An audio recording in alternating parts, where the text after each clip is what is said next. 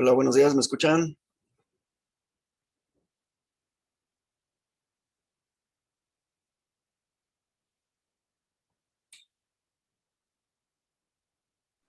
Sí, profe, buenos días. Gracias, Moisés.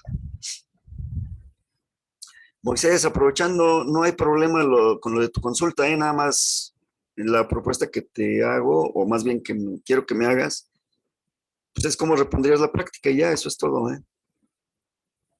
Sí, profe, lo que está Sin, analizando. sin problema, o sea, nada más proponme eso, cómo va a ser la práctica cuando la entregas y eso es todo. Sí, profe, yo creo en la tarde le mando respuesta. Sí, está muy bien, Moisés, pero con toda libertad atiende tu asunto de salud. Sí, gracias. Ok. Bueno, pues vamos a continuar con lo que estábamos revisando el miércoles pasado. Déjame revisar esto.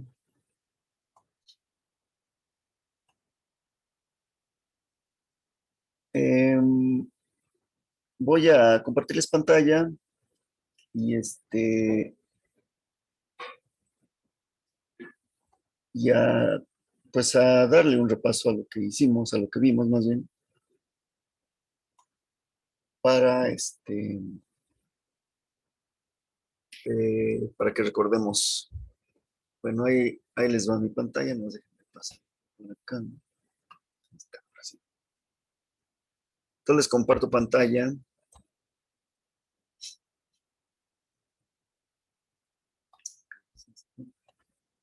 Ahí está mi pantalla. Voy a activar el chat para ver. Y voy a empezar a grabar también. No, de hecho está grabando ahorita. Sí, está grabando. Ok. Nada más déjenme activar el chat. Ahí está ya. Bueno, entonces, vamos a ver eh, rápidamente en qué avanzamos. Voy a agarrarme desde aquí, desde lo que es sistema operativo, nada más para recordar que el sistema operativo es un gestor o administrador de recursos de la computadora que básicamente gestiona estos recursos, que es la memoria, dispositivos de entrada y salida y el tiempo de procesamiento. No profundizamos más, por ejemplo, con el tiempo de procesamiento podríamos profundizar más, pero nos entraríamos a conceptos pues, que son especializados en, en, en este, en cierto ámbito de la computación, como es la concurrencia, y pues eso pues no es parte del curso y posiblemente nada más confunda, ¿no? Entonces, nos quedamos con esto de que el tiempo es un recurso que hay que administrar, los dispositivos de entrada y salida no se diga, y la memoria también, ¿no? Entonces, con esto en mente podemos continuar, ¿no? Hablábamos de varios sistemas operativos que ustedes seguramente han utilizado, como el Android, el iOS, que se usa en los teléfonos celulares y tabletas, y de ahí hacia otros tipos de sistemas que utilizan Unix o Linux o Windows, en fin. Tenemos a nuestro alcance varios sistemas operativos que, con los que hemos estado interactuando en algunos momentos, y nada más hay que tener en mente que el sistema operativo, bueno, pues es el que me permite interactuar con el procesador, con su lenguaje de máquina, ¿no? Y nosotros a nivel de sistema operativo, lo único que hacemos es introducir comandos. Bueno, también hablábamos del software de base, que es el software que requerimos para desarrollar programas, y hablamos de los traductores, que pues la pregunta inmediata es, ¿va a traducir qué, no? ¿Qué con qué? Entonces, mencionábamos lenguajes de alto nivel, que también se conocen como lenguajes formales, que tienen una gramática formal. Igual les mencionaba que no nos vamos a meter más a detalle porque pues ese es un tema de ciencias de la computación, ¿no? Sus compañeros de computación llevan un curso de compiladores, por ejemplo, para aprender cómo se diseña un traductor, ¿no? Con su gramática formal y varios detalles por ahí involucrados. Entonces, bueno, uno de los traductores importantes es el compilador, y digo importantes porque es el que vamos a utilizar aquí en este curso, que en nuestro caso es el lenguaje C, que es el lenguaje de alto nivel, el lenguaje formal, y que requerimos que lo que se exprese con ese lenguaje sea traducido al lenguaje de máquina, y en ese sentido el compilador nos ayuda haciendo esa traducción. Existe otro traductor que es el intérprete. Les comentaba que la diferencia entre el compilador y el intérprete es que el intérprete va traduciendo en línea, en el momento, y el compilador no. El compilador traduce, me genera un archivo intermedio que le llamamos archivo objeto, y entonces pues ya con este resultado de la traducción, que es el archivo que tiene el código de máquina, que a partir del código fuente que nosotros podemos generar, ya tengo parte del programa, pero todavía no es un programa ejecutable, entonces se requiere de, de módulos o funciones previamente compiladas que se juntan con este código de máquina que me genera el compilador, y entonces me genera un tercer archivo que es el programa ejecutable. Yo a veces les digo a ustedes, cuando el compilador traduce mi código fuente, deja huecos. Esos huecos corresponden al código de máquina de las bibliotecas, de las funciones de bibliotecas, y lo que hace otro elemento que aparece aquí mencionado, que es el ligador, es jalar esas funciones de biblioteca, insertarle en los huecos, y entonces sí, ya tengo un programa ejecutable. Entonces, del editor no creo que haya problema, y ustedes ya vieron que lo utilizamos para generar sentencias en el lenguaje formal o lenguaje de alto nivel. En el caso del depurador, pues es una herramienta que me sirve para ir viendo cómo se va ejecutando un programa paso a paso. ¿Por qué lo hago? Pues porque cuando reviso que el resultado que se debe obtener no coincide, pues quiere decir que por ahí me equivoqué en alguna sentencia, en la lógica de alguna sentencia, pero a veces es bien complicado estar viendo muchas veces el código fuente y no encontrar por dónde está el error. Entonces hacemos uso del depurador, que me permite ver qué valores tiene cada variable y cómo en la ejecución paso a paso esos valores van cambiando hasta que le doy al clavo y observo dónde está el error. Bueno, pues para eso sirve el depurador. Después vimos algo como esto. Entonces aquí es donde vemos que la función de traductor que tiene el compilador, donde yo tengo un código fuente. Esto que ven aquí pues es un código básico como el Hola Mundo, en donde genero mi código, se compila, me genera código de máquina. De entrada yo tengo un archivo prueba.c, eso al compilar se transforma en prueba.o, que representa el código objeto, por eso le ponen o obj también.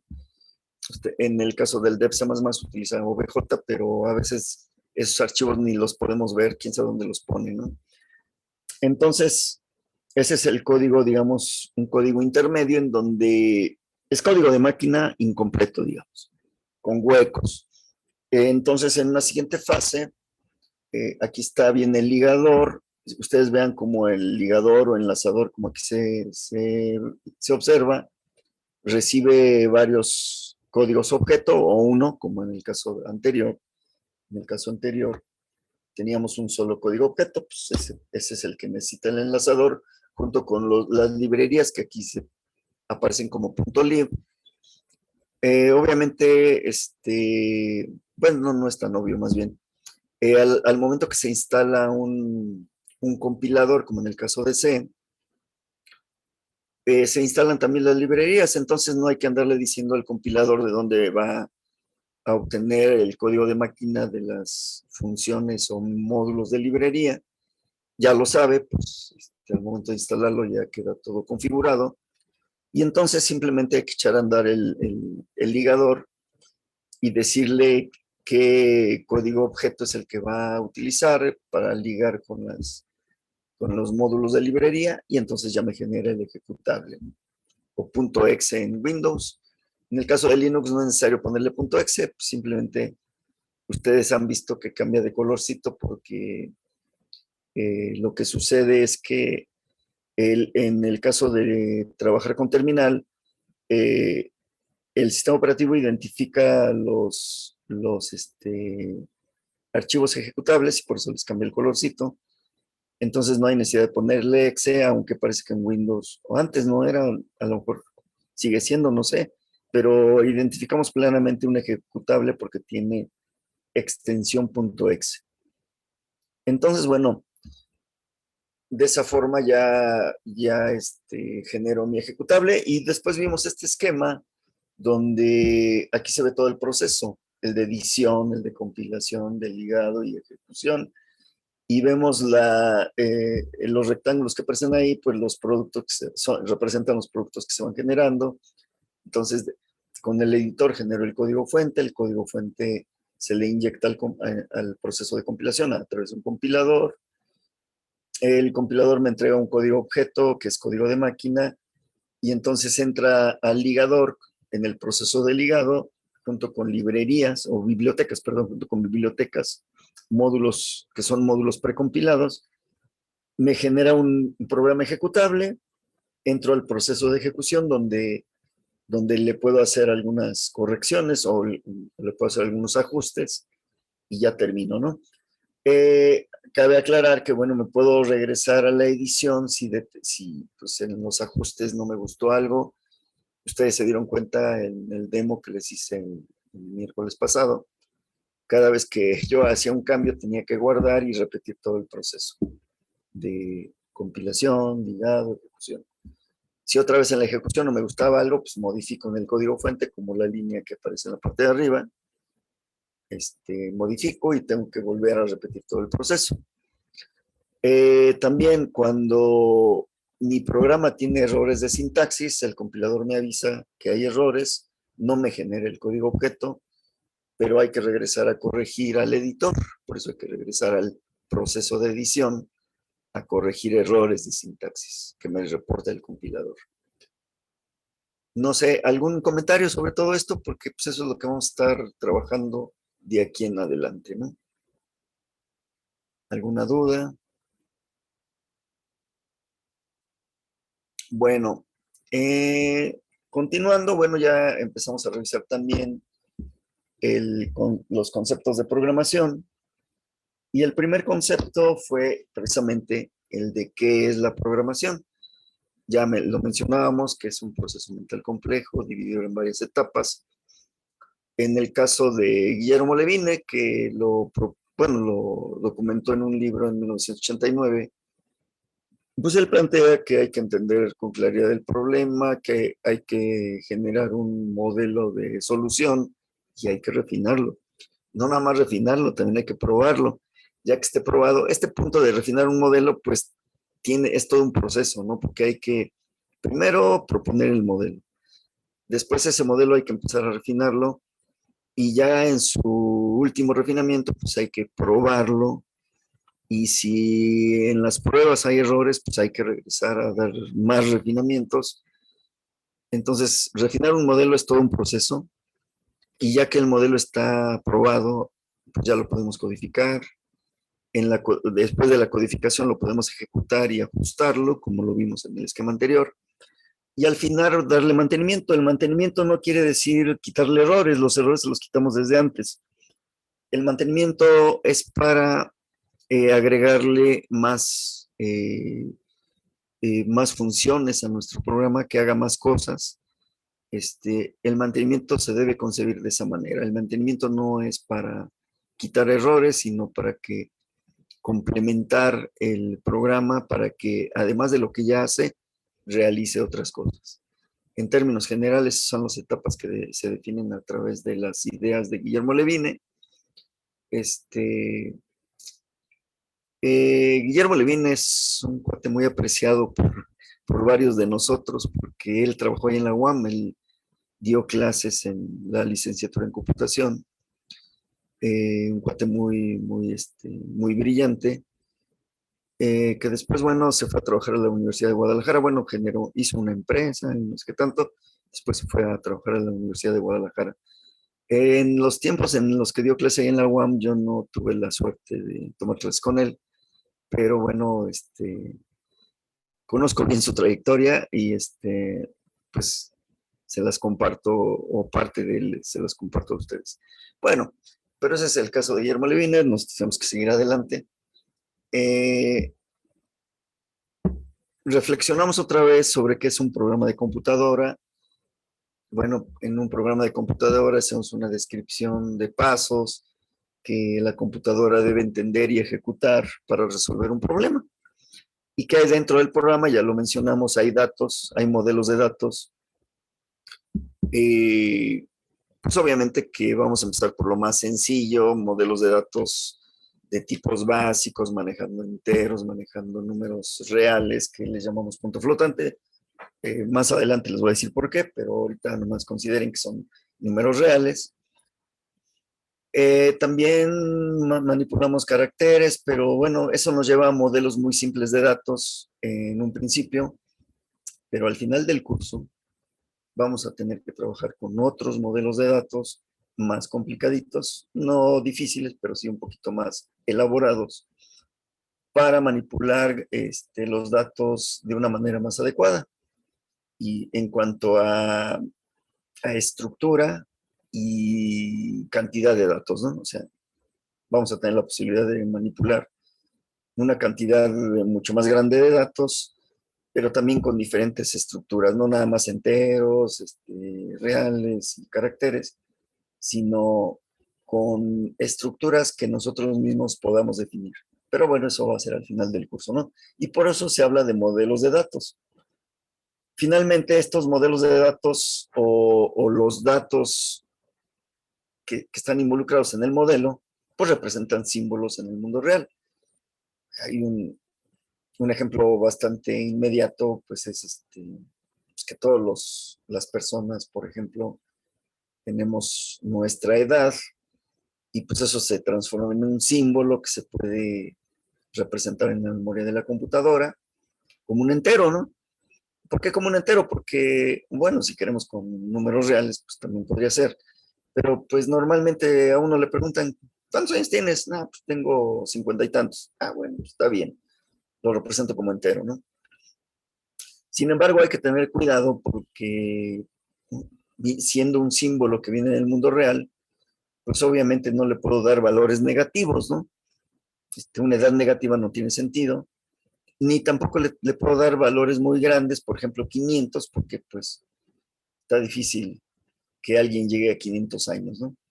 Entonces, dense cuenta que viniendo del mundo real impone restricciones al símbolo representado en la memoria, de tal forma que, pues sí, puede ser que le ponga un cero, porque pues, es un ser humano recién nacido, pero no puede ir más allá tal vez de 100 años, ¿no? O de 120, pues, por exagerar. O sea, más allá de 120, pues, como que no tiene sentido representar la edad de una persona. Entonces, esto que dice aquí, que son símbolos que vienen del mundo real, hay que tenerlo muy en cuenta porque eso impone restricciones en los programas que realicemos. Por otro lado, entonces, más bien, por un lado tenemos datos o modelos de datos y por otro lado, también en el lenguaje de máquina tenemos operaciones o actividades, funciones que la computadora debe de ejecutar, debe de realizar, y para eso vamos a utilizar estructuras de control, expresiones aritméticas y expresiones lógicas, o booleanas también se les llama, ¿no? Entonces más adelante vamos a ver el detalle de todo esto con respecto a los programas de computadora. Eso es lo que tienen dentro. Bueno, creo que por aquí nos quedamos el miércoles pasado, ya les di rápidamente un repaso. No sé si tengan algún comentario con esto que estamos viendo. Digo, yo sé que ustedes son poquitos, pero si tienen algún comentario, pues hasta es buena la oportunidad porque siendo poquitos, pues puedo inclusive preguntarle a cada uno de ustedes. ¿Algún comentario, duda que tengan en este repaso rápido?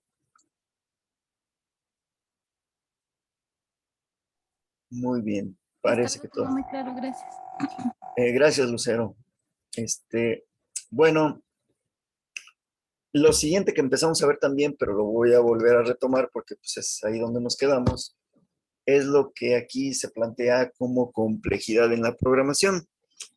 Bueno, nada más hay que pensar que hay de problemas a problemas a resolver con una computadora.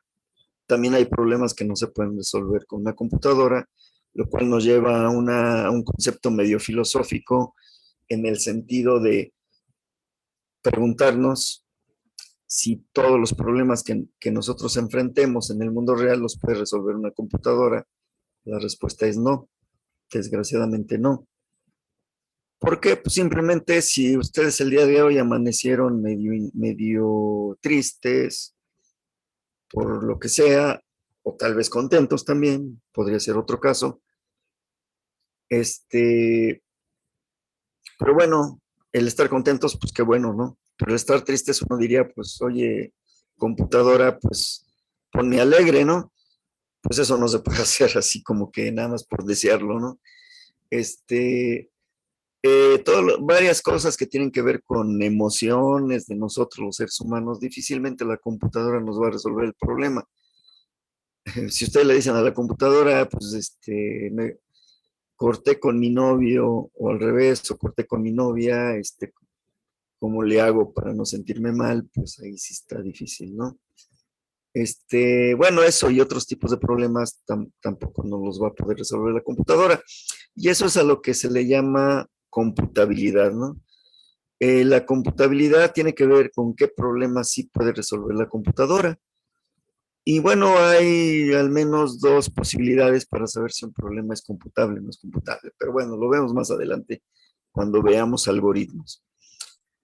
Ahorita nada más hay que pensar en que no todos los problemas son fáciles de resolver y de alguna manera nos lleva a pensar en qué problemas son complejos, bueno, nos llevarían a sistemas de software complejos o qué problemas nos llevarían a problemas de software o a sistemas de software o a programas no tan complejos, ¿no? En el caso de la poca complejidad, hablábamos el miércoles pasado que serían eh, sistemas o programas de propósitos limitados, su tiempo de vida sería muy corto, normalmente los guardamos en una USB y aventamos por la USB y nos olvidamos de ellos, ¿no? Se pueden desechar y reemplazar, ya lo acabo de mencionar con esto de guardarlo en la USB. Se pueden reemplazar por software completamente nuevo, normalmente no siguen reglas de diseño como las que vamos a ver aquí en este curso. Son aplicaciones difíciles de mantener porque ni siquiera están documentadas y son desarrolladas por profesionales en forma aislada.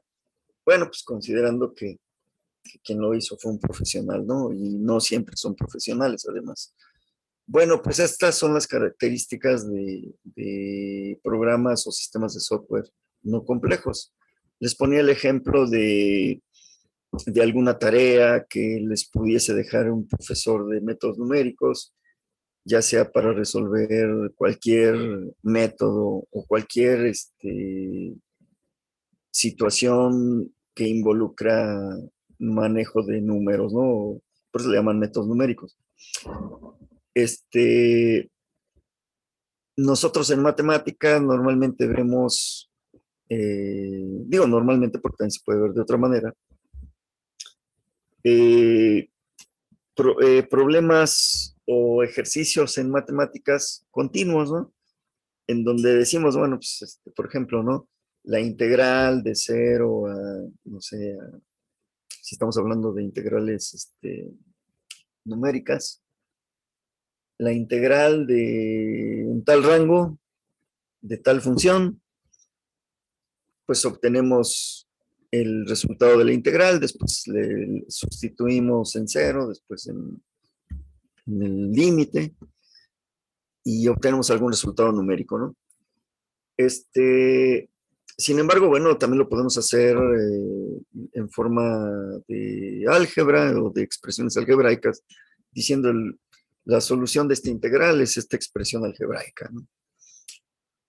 Bueno, cuando buscamos soluciones numéricas, pues, tomamos un curso de métodos numéricos, entonces pudiese ser que nos ofrezcan algún método para resolver integrales numéricas y nosotros lo seguimos al pie de la letra, ya llegamos a la solución. Entonces, bueno, si lo hacemos flexible, pues el mismo programa nos pediría el rango, en qué rango quieres resolver la integral numérica, y a la hora de ejecutar, pues le damos los números. Seguramente el profesor ni siquiera nos va a pedir el código, el código fuente con comentarios. Al profesor lo que le interesa es que funcione y que entregue resultados que se esperan, ¿no? Bueno, en este ejemplo, pues el propósito es limitado. O sea, ¿cuál es el propósito? Pues es una tarea que yo quiero sacar 10. Ya que me ponga el 10, pues me olvido del programa, por ahí que se quede. Posiblemente en mi vida lo vuelva a ver. Ahí es donde se ve que el tiempo de vida es corto. Que no siguió reglas de diseño, no, pues no, yo lo agarré de ahí del libro de texto. Empecé a seguir lo que ahí se propone y ya jaló. Perfecto. Aplicaciones difíciles de mantener, pues si no le puse comentarios, si se lo paso a mi compañero, porque también a lo mejor en otro trimestre también se lo van a dejar, pues a lo mejor ni le entiende porque ni siquiera tiene comentarios, ¿no? ¿Y cómo le voy a agregar cosas? Porque además el profe me está diciendo que además de la integral haga ciertas cosas. Pues como si ni siquiera está explicado cómo funciona ni nada de eso, ¿no? Bueno, esas son las características de sistemas de software con poca complejidad, ¿no? Vamos a ver qué sucede con los complejos, con los que son más complicados. Pues vemos que sus propósitos son amplios, su tiempo de vida es muy largo, varios usuarios dependen de su funcionamiento, difícil de entender individualmente cómo se llegó a él, todas las destrezas que se requieren para poderlo construir. Dice aquí conjuntos de comportamientos para simular el mundo real. Bueno, pues eso es lo que se esperaría, pero no siempre, a veces lo hacen de esa manera, ¿no? Y yo les preguntaría a alguno de ustedes,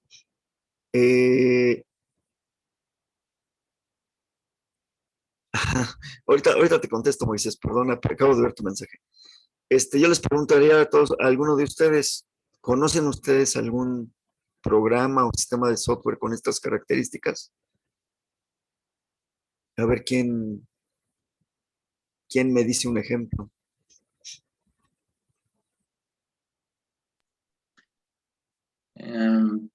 Pues la de la inteligencia artificial, ¿no? Podría ser una aplicación de inteligencia artificial. ¿Alguno que ustedes conozcan, Moisés? Yo sé que sí conocen, ¿eh? A lo mejor han comprado en Amazon. O Bueno, de Uber, de Mercado Libre, todas las estas aplicaciones de Mercado Libre, aplicaciones. también. Pero algo más cercano a ustedes, Moisés, es el sistema de control escolar. Sí, sí. Lo viven o lo sufren cada trimestre. Como sea, pues. Sí. Propósitos amplios, sí. Los atiende a ustedes, nos atienden a los académicos, a los profesores, a las autoridades, de ahí sacan reportes. De ahí pueden sacar por ejemplo, todas las CNAs que no se han aplicado durante la pandemia, de ahí lo pueden sacar. Entonces vean que sus propósitos son amplios. El sistema de control escolar de la UAM, su tiempo de vida largo pues, se utiliza desde que yo era alumno. Imagínense. Varios usuarios dependen de su funcionamiento, pues si falla, que se han dado casos, de repente yo le tengo que escribir a la delegación escolar, oye, no puedo ver qué grupos tengo y necesito saberlo por esto y por esto y por esto. O no sé cuántos van a presentar el de recuperación, entonces por favor habilítame esa función porque necesito verla. ¿Por qué? Pues porque dependemos de su funcionamiento. Difícil de entender individualmente todas las destrezas de diseño, pues sí, hubo especialistas en diseño de bases de datos, especialistas en análisis, especialistas en diseño, especialistas en pruebas.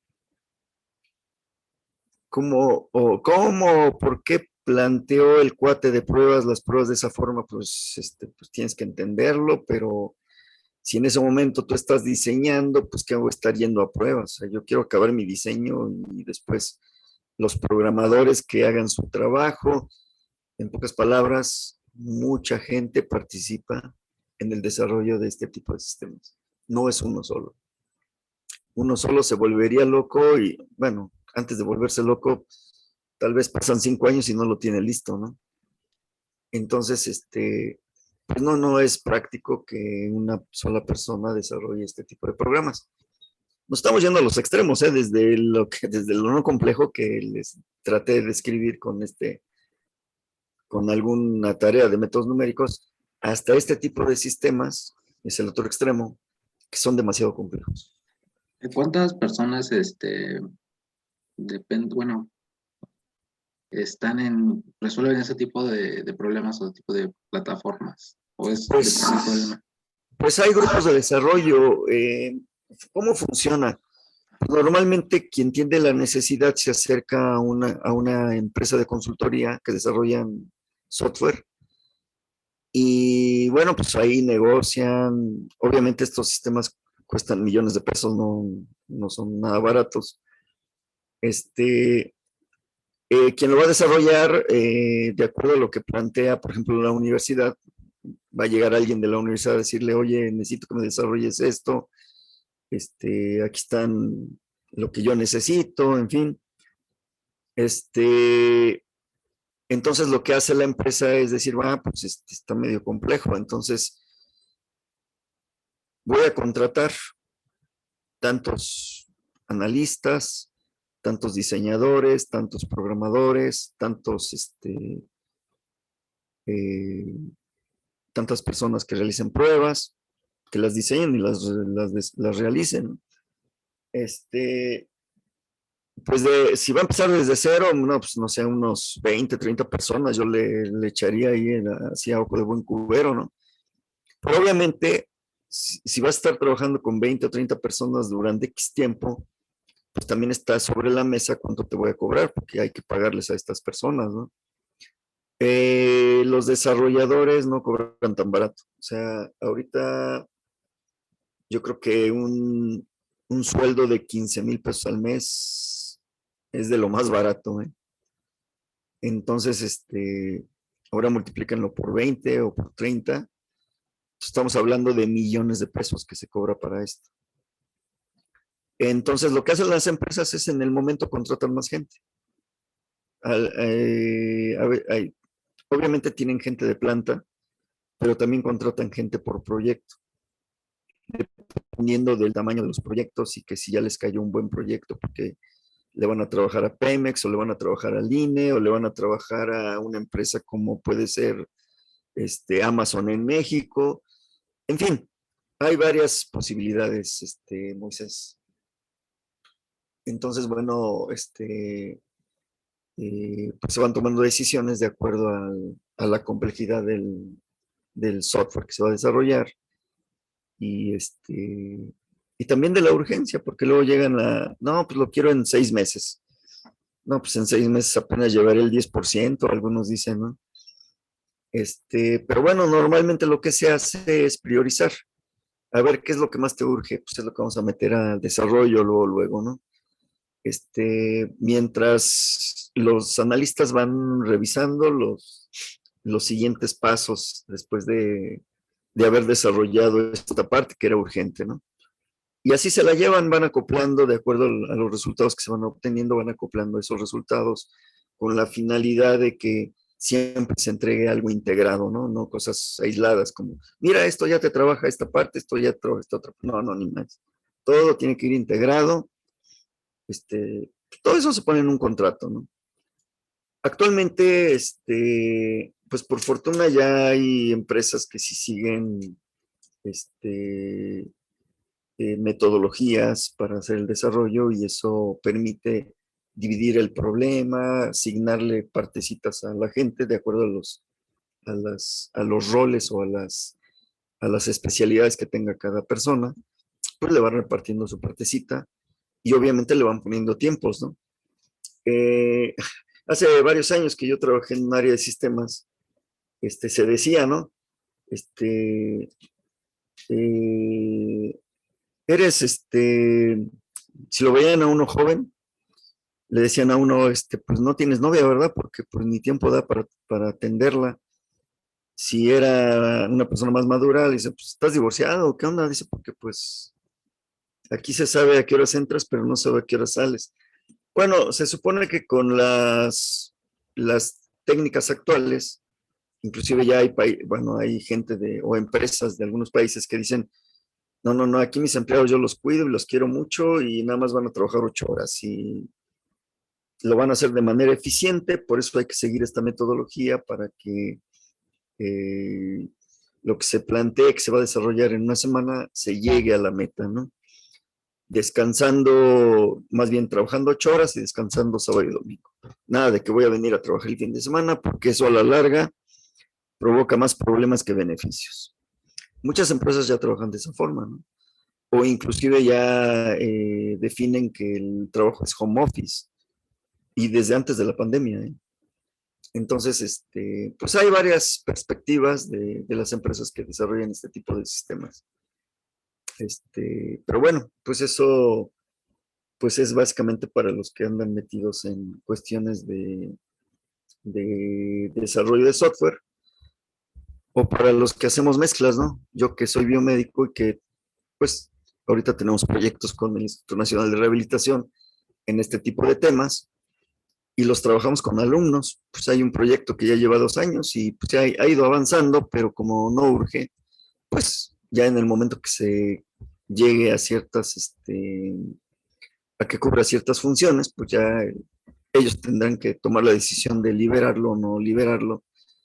Pero bueno, pues repito, nosotros trabajamos con alumnos y alumnos que no son especialistas, que tenemos que estar, de hecho, bueno, pues obviamente complementan su formación trabajando en sus proyectos terminales, entonces ya se imaginarán ustedes que con solo llevar un curso de programación como este y a lo mejor si nos va bien el que es optativo de programación orientada a objetos, pues ya los tenemos más o menos, pues al menos motivados, ¿no? Porque pues, obviamente quien trabaje con nosotros o cualquier proyecto, pues debe llegar motivado. Y pues nosotros ya les damos, los preparamos para los temas que deben de aplicar en lo que van a hacer. Y ahorita, por ejemplo, estoy recibiendo 3 alumnos de biomédica y pues tenemos que dar todas las bases. Ahorita están revisando ellos el modelo orientado a objetos, porque es lo que se requiere. Entonces, pues no, claro, en una empresa de consultoría va a contratar especialistas, no va, no va a aceptar alumnos que están terminando su formación. Sin embargo, nosotros como tenemos el vínculo con el INR, pues a nosotros sí podemos trabajar de esa manera, ¿no? Entonces depende mucho de las circunstancias pues ahorita en este proyecto en estos proyectos que les comento del INR, pues no sé, yo creo que llevamos ya más de 15 gentes que han pasado por ahí en servicio social, en proyectos terminales, pues porque bueno, pues es un proyecto, digamos, que también tiene matices académicas y pues nos permite trabajar con alumnos, ¿no? Pero bueno, sí se requiere de mucha gente en general, ¿no? Entonces, las empresas pues, sí van a contratar especialistas. Hay especialistas que no te van a aceptar 15,000 pesos al mes. les van a tener que pagar como 50,000, entonces ya ahí se imaginarán ustedes de qué estamos hablando, ¿no? Bueno, no sé si tengan algún otro comentario, alguna duda. No sé si contesté tu pregunta, Moisés. Sí, profe, sí, entendí. Ok, Continuemos si gusta. ok. Bueno, continuando con esto, la siguiente pregunta es, ¿por qué o de dónde viene la complejidad? ¿Qué es esto, no? ¿Qué elementos son los que definen la complejidad en el desarrollo de programas? Bueno, el primer punto que dice complejidad en el dominio del problema, pues si los problemas vienen del mundo real, deben tener un contexto en el mundo real. Si regresamos al sistema de control escolar, pues su dominio pues es la universidad, todas las necesidades en cuestiones académicas que tiene la universidad. Y hablo de cuestiones académicas porque es un sistema de control escolar. Aparte, la universidad tiene sistemas para llevar toda la parte administrativa. Cuando, por ejemplo, yo tengo la necesidad de que me instalen un contacto porque llegó un equipo nuevo y lo que sea, pues se supone que la universidad tiene un sistema para solicitar la instalación de un contacto con tales características y uno le puede ir dando seguimiento en ese sistema. Es un sistema diferente, por supuesto. Entonces, el contexto del sistema de control escolar pues es para la parte académica, para los profesores, alumnos. Ahí no tienen nada que ver la parte de mantenimiento o qué otra cosa, o lo que le llaman ¿qué? Productos de trabajo, porque también nosotros, el hecho de que yo esté dando cursos, se considera como producto de trabajo el hecho de que yo dé un curso y de inicio a fin, y eso se da de alta en otro sistema. ¿Por qué? Pues porque pues nosotros, además de tener nuestro sueldo, estamos metidos en un esquema de becas y estímulos, y ese sistema se utiliza para decidir si a un profe le dan un estímulo, le dan una beca o le dan algo que signifique sobresueldo, ¿no? Es otro sistema. El contexto es otro. Entonces, cuando se habla aquí del dominio del problema, pues es la parte académica para el caso del sistema de control escolar. Imagínense ustedes esa complejidad en ese dominio, en ese contexto. ¿Por qué hablamos de eso? ¿Por qué hablamos de complejidad? Ah, bueno, pues porque el sistema debe ofrecer ciertos servicios a los alumnos. ¿Para qué? Para que se inscriban, para que soliciten alguna constancia tal vez, para que puedan revisar su avance en la carrera, para que puedan, para que puedan revisar a lo que se van a inscribir el siguiente trimestre. Imagínense todos esos programas que ustedes utilizan.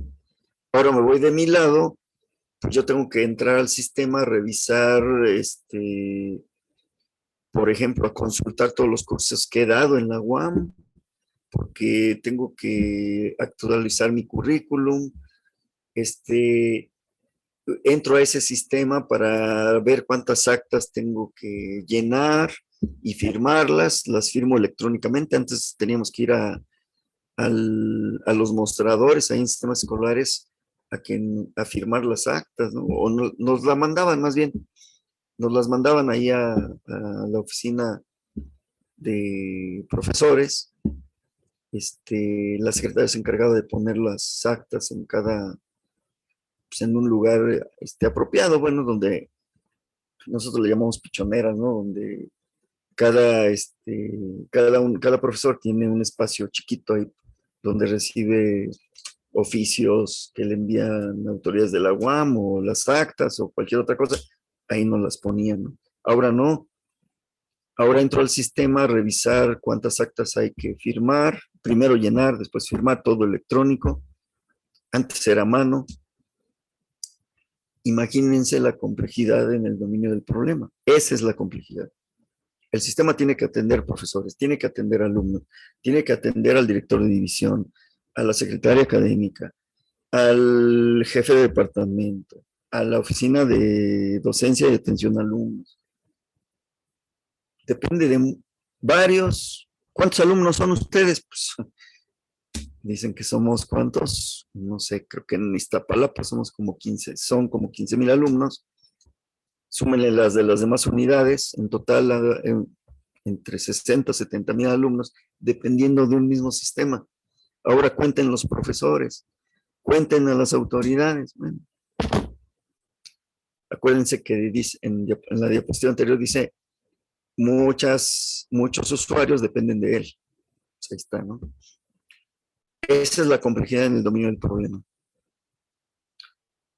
Ahora pasémonos al otro lado, a quien desarrolla los programas. Moisés nos preguntaba, ¿cuántos son? Pues son muchos. Y dice aquí dificultad en la administración de proyectos. Pues si son muchos, ¿cómo los organizo, no? Primero hay que revisar cuáles son sus destrezas, sus habilidades, para darles chamba en cierta parte del proyecto. Y luego viene otra parte que ustedes ya se imaginarán, ¿no? No, es que el analista me cae gordo. Y le voy a poner un 4. Pues no le está poniendo un 4 al analista, se lo está poniendo él mismo. ¿Por qué? Pues porque está trabajando en el mismo proyecto. Pero así somos los mexicanos. Y es que el que hace las pruebas ya me trae de encargo, porque siempre me dice que estoy mal. Pues no es que te lo diga, es que sí está mal lo que estás entregando como resultado está mal, las pruebas lo están diciendo, no es el tester, ¿no? Así les dicen en inglés, porque si les decimos probador suena medio feo, ¿no? Es el tester el que te está diciendo que está mal. ¿Por qué dices que es él? No, las pruebas están saliendo mal. Corrígele, ¿no? No, pero es que ya me trae de encargo. Eso le mete mucha complejidad. No sé si sepan lo que es la IEEE, pero es una organización, es una sociedad de ingenieros en Estados Unidos, que bueno, no nada más, bueno, en realidad cualquiera de nosotros puede pertenecer a la IEEE como ingeniero. Yo pertenecía a ella un tiempo, o sea, después dije, no es mucha lana invertida, mejor la invierto en otra cosa. Bueno, pues la IEEE en alguna revista que publica, hace varios años publicó una lista de proyectos muy costosos y que nunca se liberaron, nunca se concretaron. ¿Por qué? Pues porque no se pudieron poner de acuerdo los desarrolladores y eso tiene que ver con la administración de proyectos. Entonces, si de por sí el programa en su dominio, como lo dice el primer párrafo, es muy complejo, si además a eso le agregamos el que los desarrolladores no se llevan bien y por lo tanto no se administra bien el proyecto, pues el proyecto puede fracasar. A veces el no administrar bien un proyecto tiene varios retrasos. Te iba a entregar en marzo, pues ahora te voy a entregar hasta mayo porque no pude terminar. ¿Por qué? Pues porque no está administrando bien el proyecto. Bueno, entonces, eso también le mete complejidad, ¿no? En el caso de este curso, bueno, pues en este curso no vamos a llegar a tanto, ¿no? Lo que van a hacer ustedes lo van a poder hacer individualmente y si se puede, a lo mejor trabajan en equipos de 3 y hacen un proyecto no muy grande, nada más para ver qué tanto pueden administrar bien un proyecto. No, bueno, no se trata tampoco de eso, ¿eh? Va a ser, lo que trabajemos en este curso no va a ser tan complicado, tampoco va a ser tan sencillo, pero no así a estos niveles, ¿no? Bueno, la administración del proyecto también le mete complejidad. El tercero dice flexibilidad en el software. ¿Flexibilidad de qué? Bueno, eso también está del lado de los desarrolladores. En el pasado, nada más se le decía al cliente, pues dame todo lo que necesitas y yo te voy a entregar un programa funcionando, vas a ver. Ok, pues sí, se le entregaban funcionando, regresaba el cliente y les decía a los desarrolladores, miren, ahora quiero que se le agreguen estas funcionalidades a lo que ya me entregaron previamente, porque quiero que el departamento X también utilice este sistema. Entonces puede ser que el departamento X sea el de contabilidad y el sistema que se le entregó no tenía toda la funcionalidad de contabilidad, sino nada más de otra parte de la administración de la empresa. Entonces la empresa que desarrolla el software recibe la petición y pues ya negocian, te voy a cobrar tanto y te lo voy a hacer. Ok. Y cuando los desarrolladores empiezan a ver lo que se entregó previamente, dicen, chale, hay que, ni modo, solo el 30% de lo que había entregado me va a servir. El resto hay que cambiar. ¿Por qué? Porque se desarrolló software sin flexibilidad. Por eso les digo que está del lado de los desarrolladores. Y entonces cuando nos ponemos a pensar en cómo desarrollar software flexible, pues hay que invertirle más tiempo y hay que ser certero en lo que se está buscando. ¿Por qué? Porque cuando el cliente regrese a pedir cambios, los cambios que se le van a agregar, si se hizo el desarrollo buscando flexibilidad, los cambios van a ser aceptados por el sistema de manera muy natural. Y no me voy a tardar tanto en desarrollarlo. No voy a hacer no voy a agarrar el 70% del software y lo voy a echar a la basura y sobre lo que quedó tendré que empezar otra vez. No. Lo que se hizo previamente es flexible y va a aceptar cambios de acuerdo a lo nuevo que me están pidiendo. Y por eso la flexibilidad le mete complejidad. Hasta este punto que le estoy explicando, ¿algún comentario? ¿Alguna duda? No les voy a, los exámenes o ejercicios que hagamos, no les voy a preguntar este nivel de detalle, pero sí es importante que ustedes tengan conciencia de que cuando me propongan un problema a resolver, yo voy a tomar decisiones de acuerdo a su complejidad. Eso es lo que se esperaría de ustedes en este curso. No es lo mismo que les pida que, no sé, que obtengan las raíces de una ecuación cuadrática, que es un ejercicio que podríamos hacer al principio, que se resuelve con un solo algoritmo, a que les diga, en la tiendita de la esquina, necesito que se lleve el inventario, porque pues a diario se venden cosas y el inventario me va a permitir solicitar nuevos productos, porque pues ya se me están acabando. Bueno, no es lo mismo el sistema de control escolar que el sistemita que lleva el inventario de la tiendita de la esquina, que eso sí lo podrían desarrollar ustedes, pero no tiene la misma complejidad de un programa que obtenga las raíces de una ecuación cuadrática a un programa que lleve el inventario de la tiendita de la esquina y que si ustedes tienen suerte hasta el dueño les va a pagar, ¿no? Entonces, vean ustedes que no es la misma complejidad y por eso es importante que ustedes tengan conciencia de dónde, para de entrada, que es complejo, que no es complejo, y después de dónde viene la complejidad, ¿no? Entonces, si yo quiero quitarle complejidad al problema que me están poniendo enfrente, pues tengo que analizar bien el dominio del problema, pues ser un poco disciplinado para que avance yo adecuadamente. Con respecto a la flexibilidad, a lo mejor no vamos a atacar aquí ahorita los asuntos de flexibilidad, pero el último, el que dice problemas característicos de los sistemas discretos, es algo que los programadores siempre debemos tener presentes. ¿Por qué? Pues ahorita les platico. Primero díganme si tienen algún comentario sobre lo que he estado tratando de explicarles sobre la complejidad de los programas.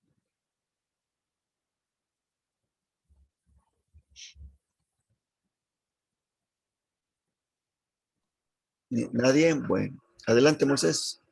Digo que Continuemos. Muy bien, gracias, Moisés. Bueno, con respecto a los problemas característicos de los sistemas discretos, alguno de ustedes en la clase anterior, cuando yo les dije, el lenguaje de máquina se basa en el sistema de numeración binario. Bueno, alguien me comentó eso, ¿no? No, pues es que el lenguaje de máquina es el sistema binario, perfecto. ¿Qué sucede en el sistema binario? Ah, pues nomás se usa el 1 y el 0. Ah, está bien, perfecto. Pero con el 1 y el 0 yo puedo representar números. Sí, sí los puedes representar. ¿Pero qué números? Ah, pues nada más si hablamos de enteros, pues voy del 1, el 2, el 3. Quiero representar números intermedios. Ah, pues está de entrada, los números enteros son discretos, porque solo voy del 1 al 2 al 3 y así hasta, o hacia abajo también, -1, -2, -3. Eso es lo que se le llama sistemas discretos, ¿no? Hay números intermedios, sí, pero tendría que usar otra forma de representación. Lo vamos a ver más adelante, pues, en los siguientes temas, no se preocupen, pero ahorita se los digo platicadito. Si quiero representar un número entre el 1 y el 2, pues tengo que usar otra representación. ¿Y cuál es esa? Pues los números reales. Ok, ¿y cómo represento los reales en el sistema de numeración binaria? Bueno, más adelante lo vamos a ver, les repito, pero se utiliza un estándar que inventó la IEEE. Por cierto, ¿no? Hace rato les mencioné la IEEE. Ahorita aparece nuevamente. Bueno, y ese estándar que plantea, bueno, la representación de números reales, pues en medio de dos enteros. Los enteros ya son discretos. ¿Por qué discretos? Pues porque entre el 1 y el 2 yo no puedo representar otro entero. Pues hay un brinco, ¿no? Ahí. Por eso se les llama discretos. Y si meto números reales, pues sí, pero no vas a poder representar todos los reales. Y entonces se siguen considerando discretos. Es posible que entre el 1.41, 45, 49, el que sigue ya no lo puedas representar y entonces siguen siendo discretos. Bueno, ¿y por qué eso me mete en problemas? Pues imagínense ustedes, están desarrollando el piloto automático de un avión y luego, pues cuando hagas tus cálculos, si hay un valor que no se puede representar, ¿qué va a pasar? Pues a lo mejor el avión, en lugar de tomar una dirección, toma otra, o en lugar de elevarse, se va para abajo, o como ya ha pasado en algún momento, en lugar de funcionar de cierta manera, se desploma. Eso sucedió hace más de un año con un modelo de avión. Uno se desplomó ahí por el Océano Índico y otro en África, me parece. ¿Y qué hicieron? Pues tuvieron que sacarlos de funcionamiento a todos sus aviones y creo que hasta la fecha no han permitido que vuelvan a volar.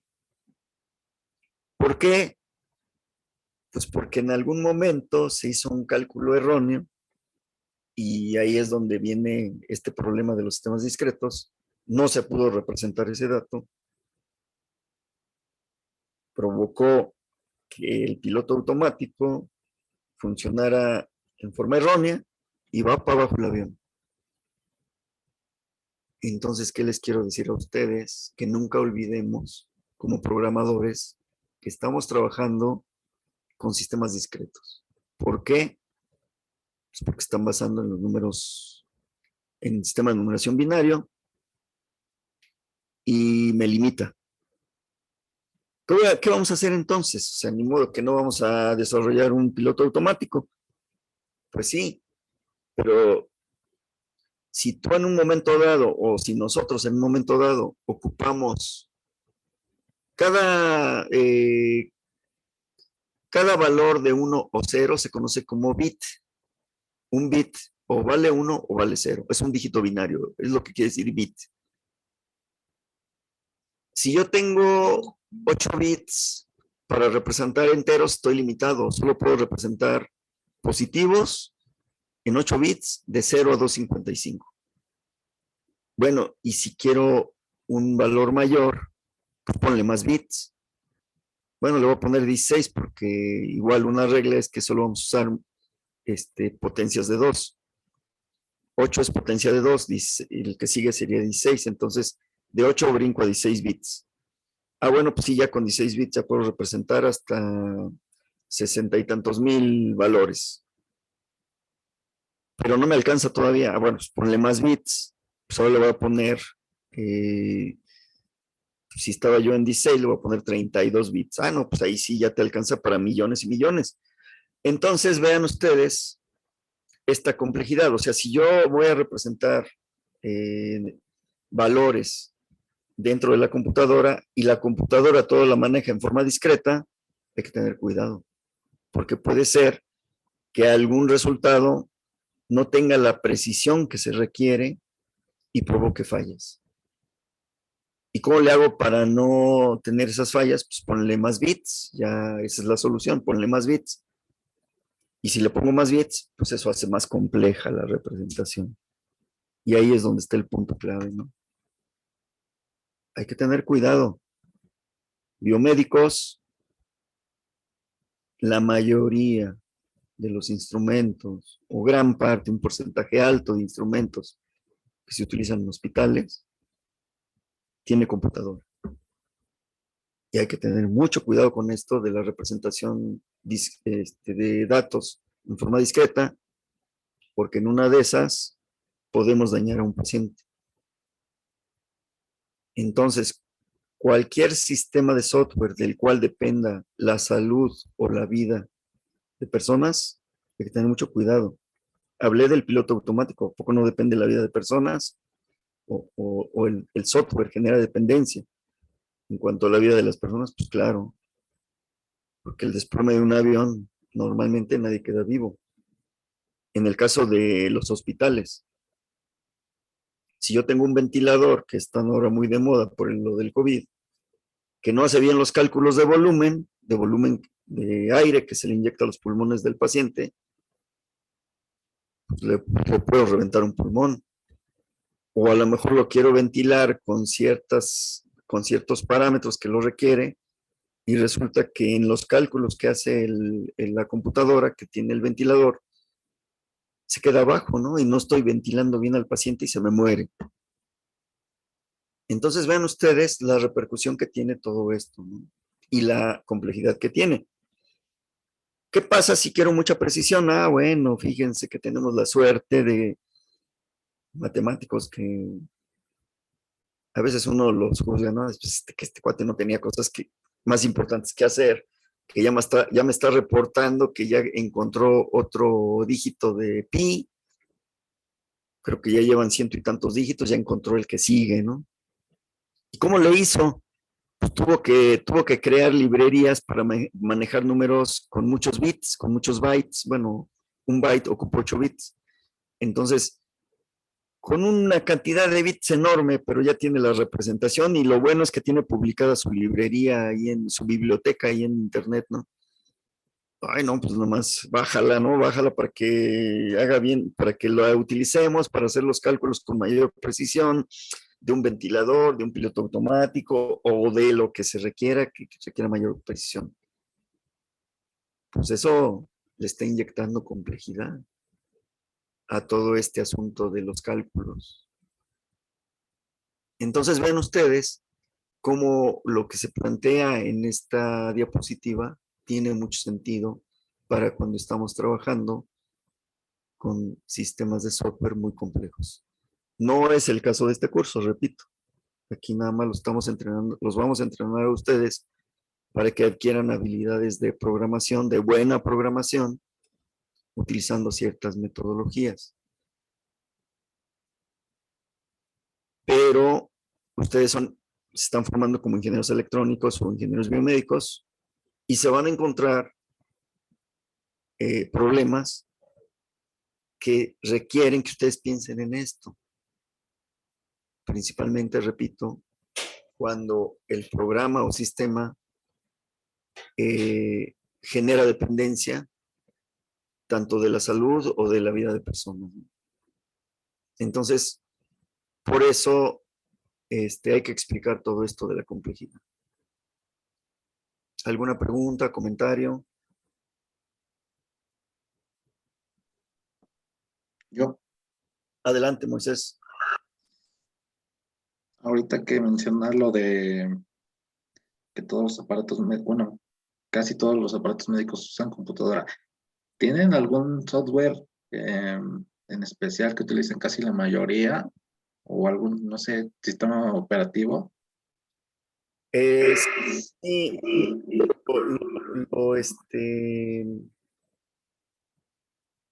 lo común es que la empresa que te lo vende se supone que ya está certificado por la FDA o por el COFEPRIS aquí en México. Se supone que ya revisaron todo esto. Pero bueno, siendo aquí en México la COFEPRIS, yo no confiaría al 100% en ella. Bueno, si viene certificado por la FDA, pues ya le creeré un poco más. Pero sí, efectivamente, estos aparatos ya vienen programados. El software que traen programado lo guardan además en memoria que no se borra cuando se va la luz. Es lo que le llamamos firmware. Cuando se requiere hacer cambios, normalmente con que tengas una conexión a Internet, se baja el nuevo firmware, la nueva versión, se le instala. Se tiene la fortuna de que este tipo de memorias se pueden reprogramar, pero siempre hay que considerar que se va la luz y no pierden la información.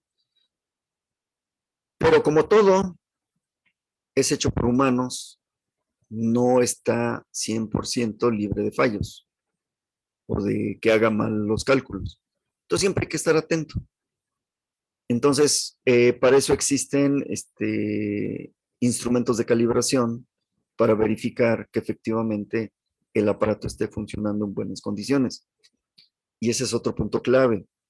Y además a veces medio complicado porque muchas veces los hospitales no están de acuerdo en comprar instrumentos de calibración. Bueno, también hay afortunadamente empresas que hacen la calibración de estos instrumentos. Obviamente van a cobrar carito, pues porque ya lo dijimos, son instrumentos delicados que le dan soporte a la salud o a la vida de las personas. Y pues estas empresas no cobran barato, además de que los instrumentos de calibración tampoco son baratos. Entonces existe todo esto, Moisés. Y otra cosa, también hay que estar muy al pendiente porque se cometen actos de corrupción en donde hay empresas fantasma creadas a veces por los mismos autoridades de los hospitales que supuestamente hacen la calibración, pero no hacen nada, ¿no? O sea, hay que estar al pendiente, o sea, y no nada más en los hospitales públicos, está en los privados. Hubo un tiempo en donde anduve trabajando en una empresa que le daba soporte a los hospitales privados. Y también existe corrupción, y feo, o sea, pues es un mal del mexicano. Digo, yo era muy apreciado por las gentes de los hospitales porque yo no me prestaba actos de corrupción y además les dejaba bien las cosas. Y yo creo que eso es lo que ustedes que se están formando deben de ir pensando, ¿no? Cuando uno hace bien las cosas, hasta los corruptos se alejan de uno, ¿no? Al contrario, a veces hasta le agradecen porque se hace bien las cosas. Pero sí hay corrupción, ¿eh? Y fea, ¿no? Fea. Entonces, eso es lo que te puedo comentar, Moisés. Sí, hay computadoras en los equipos, ya vienen los programas hechos. Normalmente hay que estar viendo que se estén actualizando y además hay que estarlos calibrando frecuentemente. Ajá, pero lo que me, bueno, sí, gracias por esto. pero por ejemplo, nosotros lo llegáramos, también soy de biomédica, Sí, lo llegaríamos a manipular, el, bueno, el software. yo cuando recién egresé de la universidad, mi intención era generar tecnología, o sea, diseñarlos, ¿no? Eh, parece que poco a poco en México ya hay empresas que te contratarían para este tipo de actividades. En aquel tiempo que yo egresé no había, no había, o sea, eso quiere decir que las empresas que ya lo hacen es porque ya empezaron a vencer la barrera de la corrupción y del malinchismo, porque es bien difícil competir contra los equipos de importación. Entonces, una de dos, si estas empresas ya existen en México y ya están trabajando en desarrollar propia tecnología, pues está bien porque los ingenieros biomédicos que están formando ya pueden ingresar a esas empresas a desarrollar instrumentos pues, mexicanos, pues. Y si no, bueno, pues a lo mejor te contrata una empresa transnacional y pues también para lo mismo, ¿no? Y ahí es donde sí te enfrentarías a diseñar programas para este tipo de instrumentos. Está la otra parte, que es lo que yo trabajo con el INR en informática médica. Desarrollamos programas para atender las necesidades de los que trabajan en los hospitales. En el caso particular, ahorita en este momento, para nosotros es para la gente de radiología. Estamos en proceso de desarrollo de un sistema que lleve el control de las necesidades de los pacientes en cuanto a estudios de radiología. Pues es posible que de aquí no tanto dependa la vida de las personas, pero sí su tiempo, porque pues, lo que se busca es que se atienda de la mejor manera al paciente. Por decir algo, se le olvidó al paciente su orden de trabajo, ¿no? Pues no importa, la tengo en el sistema, la puedo ver y pues, ¿por qué le voy a negar el servicio cuando estoy viendo en mi pantalla que sí está programado, ¿no? Pero puede ser que en este momento, si no llegas con tu orden de trabajo, ni siquiera te hagan el estudio. Entonces, bueno, obviamente hay de delicadeza a delicadeza, ¿no? Lo que se requiere en los instrumentos de los hospitales, pues puede ser que en algún momento sí nos toque diseñar algún programa o desarrollarlo completamente, ¿no? Pero puede ser que no, pero sí darle mantenimiento o llegar a la conclusión de que este programa no está trabajando bien y entonces le reclamo al proveedor, ¿no? Todo eso es posible, ¿no? Pero ¿en qué te basas para decir que un programa no trabaja bien? Pues al menos sí hay que tener un poco de noción de lo que es la programación para llegar a ese tipo de conclusiones, ¿no? Entonces hay varios niveles, Moisés. Hay varios niveles en los que en un momento dado un ingeniero biomédico pudiese formar parte en la toma de decisiones. No sé si con esto ya ahora sí fui un poquito más, o cubrí más lo que tú me estabas preguntando. Sí, pues sí, es bueno saber toda esa parte. El Sí, lenguaje de programación sí. es De hecho, el... mira, yo estuve trabajando un tiempo en un área de sistemas y en algún momento el gerente me dijo, ¿sabes qué? Nos están ofreciendo este software, ¿no? Evalúalo, ¿no? Pues digo, para no andar con tanto rollo, les puedo decir que hasta ahí hice enojar al proveedor. Porque yo traté de meterme a fondo, o sea, decirle, oye, pues si me vas a vender, pues muéstrame, por ejemplo, evidencias de tu diseño, ¿no? Para saber si cumple o no cumple con las necesidades que tiene este hospital. Yo estaba trabajando en Médica Sur, era un hospital privado, no era público. Y recibí varias respuestas, ¿no? Como que, no, es que es confidencial. No, pues es que no te lo puedo mostrar. Y pues yo le decía, pues si no me lo muestras, ¿cómo voy a saber, no? No, pero mira que esto, digo, pues eso no me sirve. Yo estoy viendo la parte técnica, no la parte operativa. Pues se los hacía enojar, ¿eh? O sea, finalmente ni me mostraban nada y se iban enojados. Porque luego yo les decía ya más específicamente, muéstrame el diseño de la base de datos. En aquel tiempo, pues yo ya estaba avanzado en mi posgrado y pues, el diseño de base de datos lo entendía súper bien. Pues no me lo mostraban. Entonces, pues sí, hasta para evaluar software nos sirve todo esto, ¿no? Entender todo esto.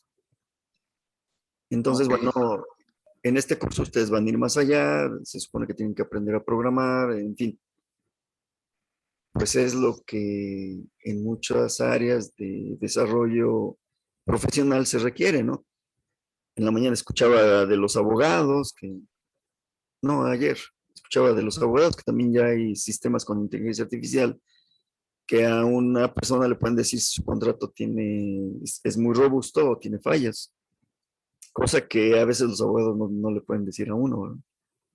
Entonces sí, esa parte de inteligencia artificial ya tiene muchísimo desarrollo, pero pues aquel que quiera meterse en inteligencia artificial pues tiene que saber de programación, no hay de otra.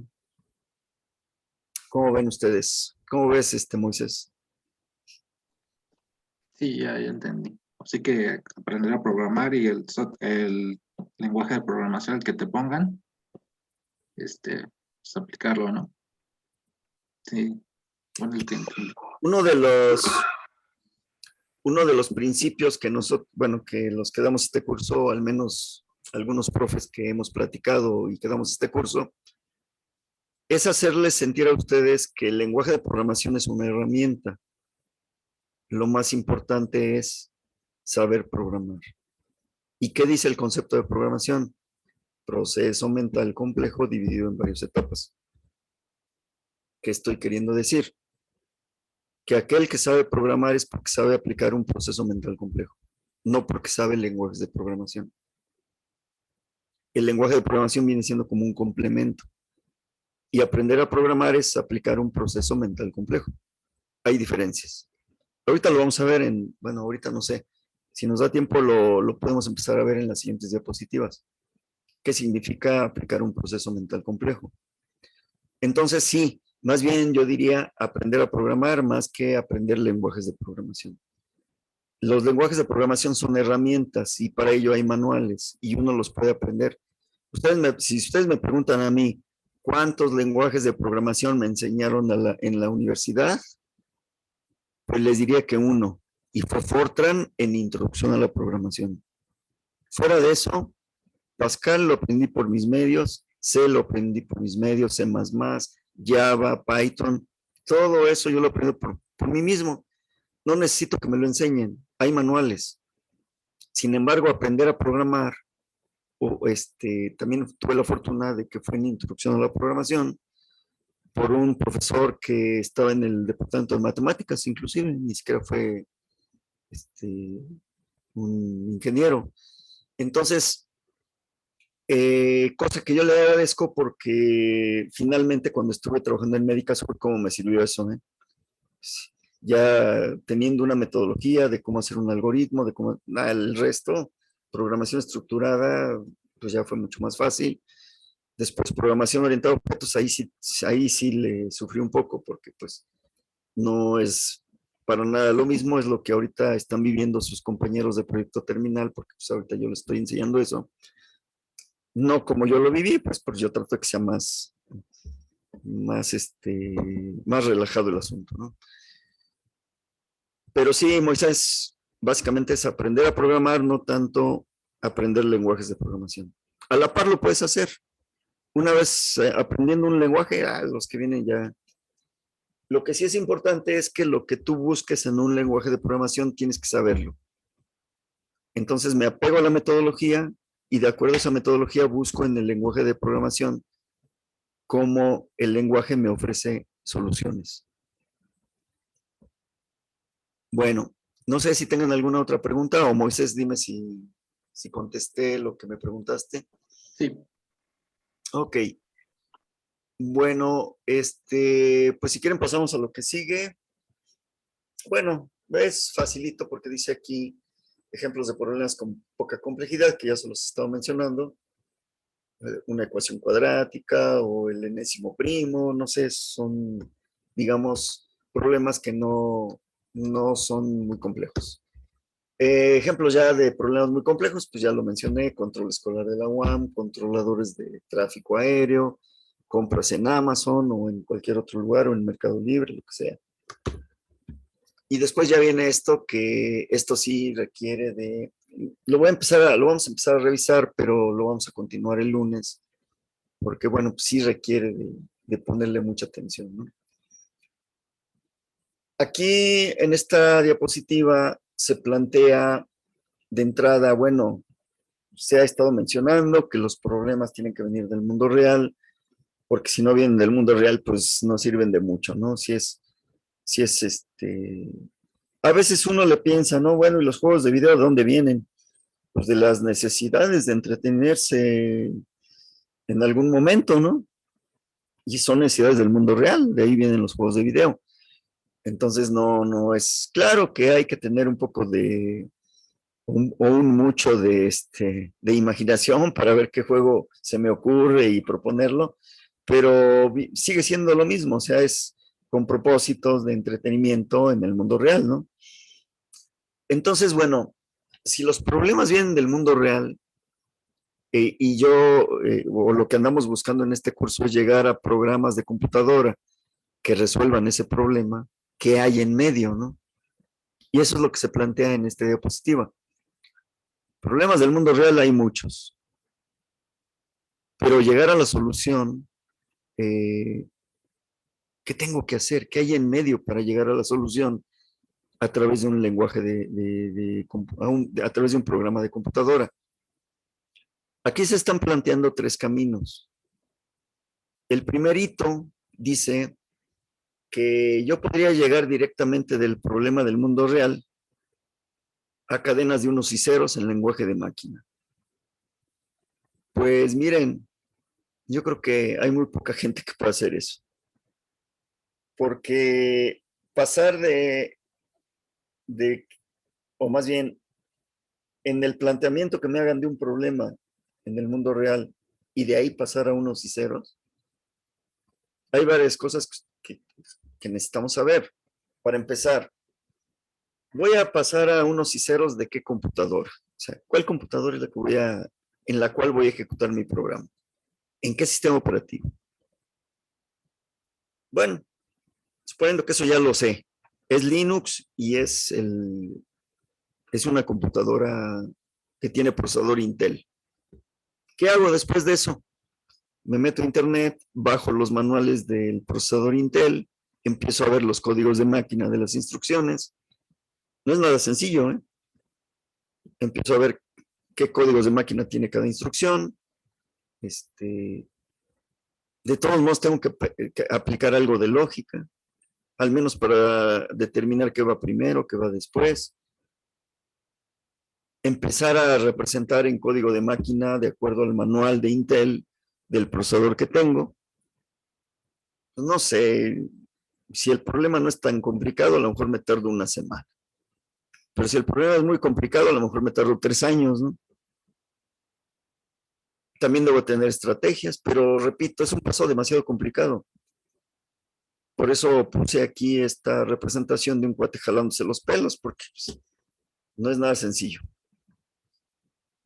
Luego viene otro problema, me cambian de computadora. A lo mejor ahora ya no es una máquina que use sistema operativo Linux y procesador Intel. Ahora es una máquina que utiliza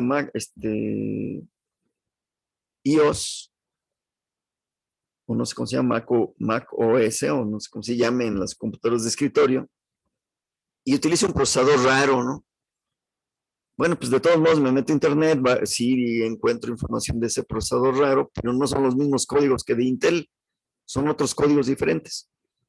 Úchale, pues si ya lo hice para Intel, pues a lo mejor me tardo otro año para hacer lo mismo con este nuevo procesador. Entonces, por eso es algo demasiado complicado. Estar pasando del mundo real a cadenas de unos y ceros, pues al menos para mí no es opción. Que hay gente que sí, que pues, le encanta estarse entreteniendo en eso. Pues sí, ¿verdad? Les llamamos hackers normalmente, son los hackers.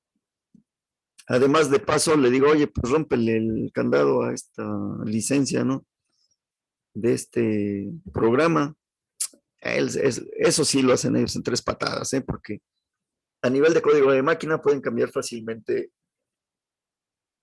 los candados de estos programas. Sin ningún problema. Luego, son tan buena onda que nos los ponen ahí en internet para que los bajemos y hacen programitas para romper esos candados, ¿no? Son los hackers, ¿no? ¿Cómo ven ustedes este caminito del uno, ¿no? Pasar directamente del problema, del planteamiento del problema al lenguaje de máquina, cadenas de unos y ceros. ¿Cómo ven ustedes? ¿Ustedes lo harían?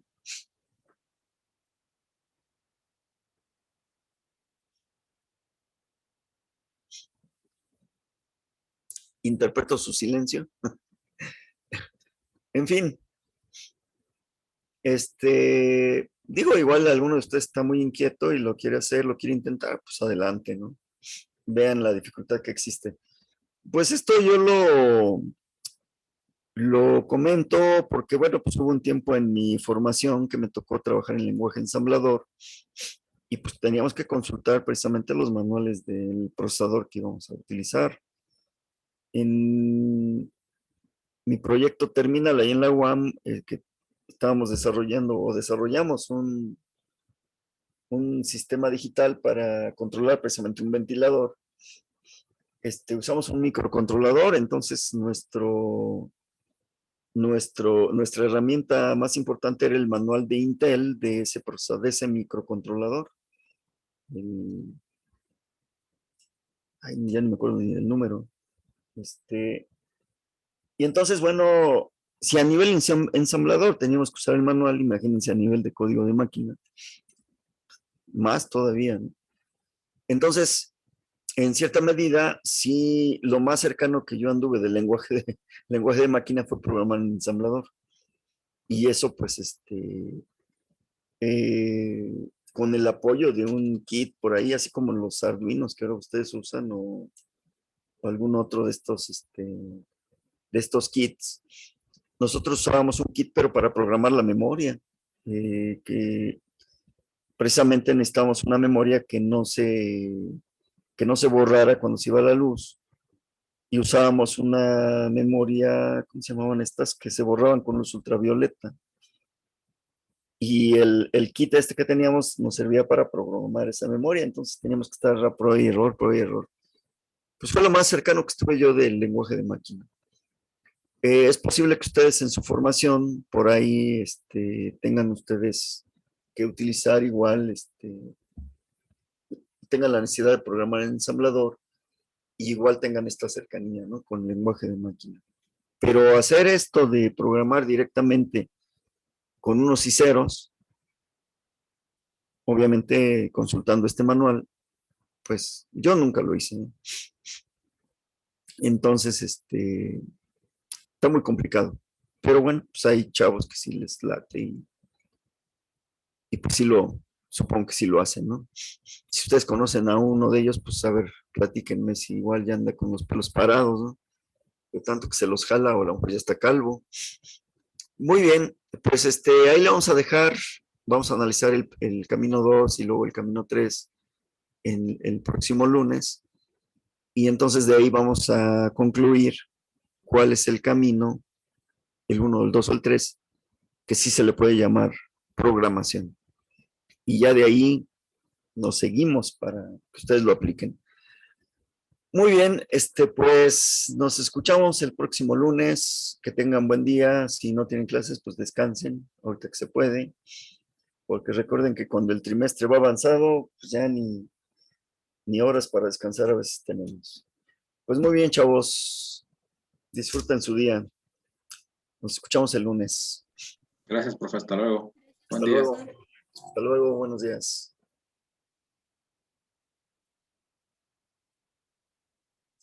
Hasta luego, Ricardo.